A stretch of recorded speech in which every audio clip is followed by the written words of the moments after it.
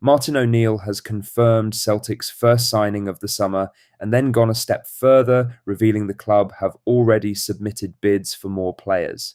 We also have a winger set to miss the first Old Firm game of the season, a manager who many Celtic fans wanted at Parkhead heading for France, and a transfer target who chose a championship club over the move to Glasgow. A massive evening of news. Let's get into it. But first, make sure you like this video and subscribe to the channel for more Celtic content. Kjetil Knutsen is set to leave Bodo Glimt this summer, and for many Celtic supporters, that news is going to hit in a very particular way. For years, Knutsen has been one of the names mentioned most often whenever the Celtic job came up. He built something genuinely extraordinary at Bodo Glimt, a club from a small city in the north of Norway, playing on an artificial pitch in temperatures that drop well below freezing, competing in the Champions League knockout stages. He won 4 Norwegian League titles while consistently punching above their weight in Europe. Last season alone, he guided the club past Sporting in the round of 16 before eventually being eliminated over the 2 legs. That kind of achievement on a fraction of the budget available to most European clubs put Knutsen on the radar of clubs far bigger than Bodo Glimt. Celtic supporters admired what he had built, and many believed he would be the natural fit the next time the Parkhead hot seat needed filling. But according to L'Équipe, Knutsen is now in advanced talks to become the new manager of French side Strasbourg. That means the move Celtic fans were hoping might happen one day is not happening. Instead of heading for Celtic Park, he is heading for League One. With Martin O'Neill now confirmed in the role, the timing makes this a case of what might have been rather than what might yet be. But it is a story worth reflecting on. Knutsen showed for years exactly what a high-quality modern manager can do with limited resources. Celtic are a club with far greater resources than Bodo Glimt. The question Celts have long asked is whether the right man will ever be given the chance to truly maximise them.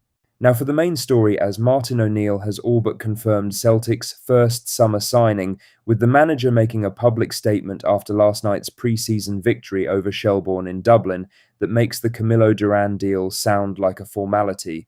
Speaking to Premier Sports after the match, O'Neill said, "We've got some things on the go at this minute. We've got a young lad, Duran, so hopefully he will be doing a medical tomorrow, join us in Portugal. That is about as close to an official announcement as you can get without one. Duran's medical is booked for today. If it goes well, and there is no reason to suggest it will not, the 24-year-old will be on a plane to the Algarve to join his new teammates for the Portugal leg of pre-season." Sky Sports reporter Anthony Joseph has confirmed the financial details. Celtic will pay around £3 million up front, with a further £3 million in performance-related add-ons, and the Colombian forward is set to sign a 5-year deal at Parkhead. Duran scored 15 goals in all competitions for Qarabag last season, including 5 in the Champions League. Qarabag paid around £200,000 for him from Portimonense 12 months ago. Celtic are now paying £3 million as a guaranteed base fee. That is the kind of profit margin that only happens when a player has had a genuinely outstanding season. Crucially, the deal appears to have beaten the UEFA eligibility deadline. Qarabag face Vestri in the Europa League qualifier on Thursday. Had Duran played in that fixture, he would have been ineligible for Celtic's Champions League playoff tie later this summer. That has now been avoided. The timing could not have been better. In other news, Martin O'Neill has gone even further by confirming to Celtic player that Celtic have already submitted bids for additional targets beyond Camilo Duran, signalling that the board are finally backing the manager in the transfer market. O'Neill said, "We have a number of players that we're looking at. We've had a number of offers in for players as well at the same time. And I'm hoping by the time that, well, hopefully in the not too distant future, and I mean maybe in the next couple of weeks, that we will have some really decent players at the football club to add to some very decent players we have at the football club. That is significant. Multiple bids are already in. Several targets are under active consideration. The manager is talking about a timeline of the next couple of weeks for further additions. After a summer that at times felt completely stalled, this is the kind of update supporters have been desperate to hear.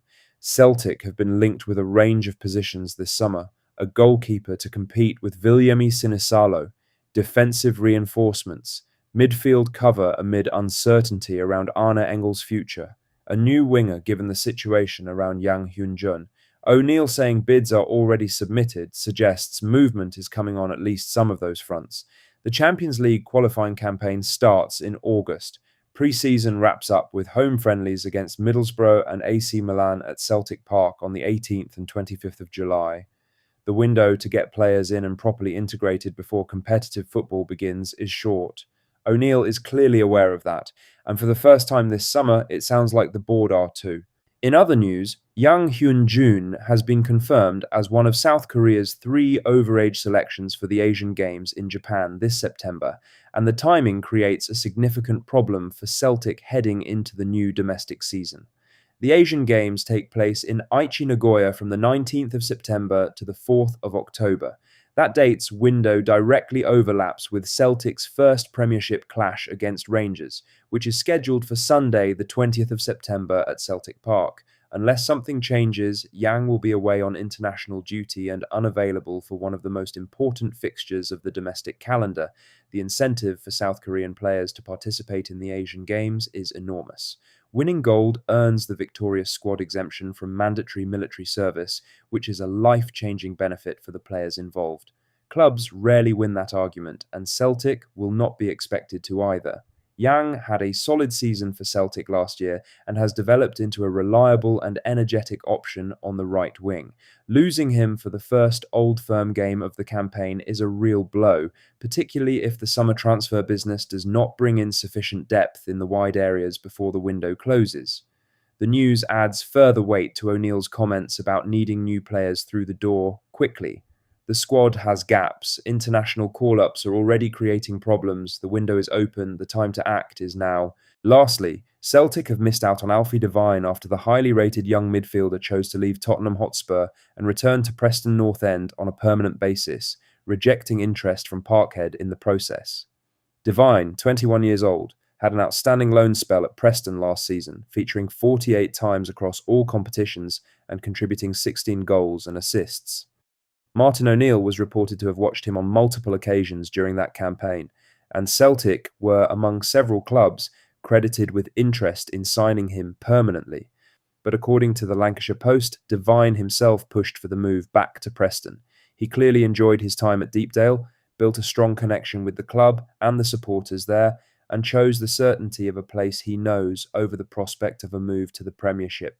The reported buy option on his Tottenham deal is believed to be around £6 million, which would comfortably be a record fee for Preston. That's all the latest Celtic news for today. Make sure to hit that like button, subscribe if you haven't already, and drop a comment below with your thoughts. I'll see you in the next one. Hail, hail.